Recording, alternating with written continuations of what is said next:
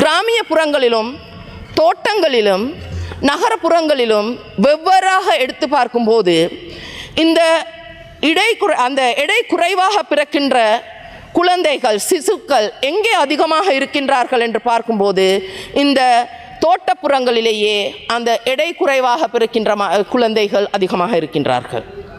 அடுத்து கிராமிய புறங்களிலும் நாங்கள் பார்க்கின்றோம் சற்றளவு முன்னேற்றம் அல்லது சற்றளவு அந்த சுகாதார அபிவிருத்தியின் காரணமாக நகரப்புறங்களில் வாழ்கின்ற மக்களிடம் இந்த எடை குறைவாக பிறக்கின்ற தன்மை மிக சிறிதளவு குறைவாக இருக்கின்றது காணப்படுகின்றது.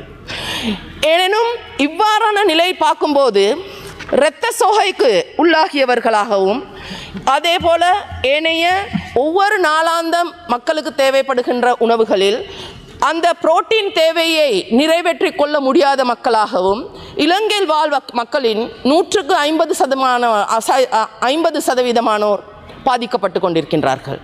இலங்கை சுற்றுப்புறமும் கடலாக இருந்த போதிலும் அந்த கடலில் இருக்கின்ற மீன்களை அருந்துவதற்கு அவர்களுக்கு முடியுமான அளவு இந்த நாட்டில் அந்த பொருளாதார நிலை இல்லாததன் காரணத்தால் அவர்களுக்கு போஷாக்குடனான உணவை உள்வாங்குவதற்கு மிகவும் கஷ்டத்தில் இருக்கின்றார்கள்.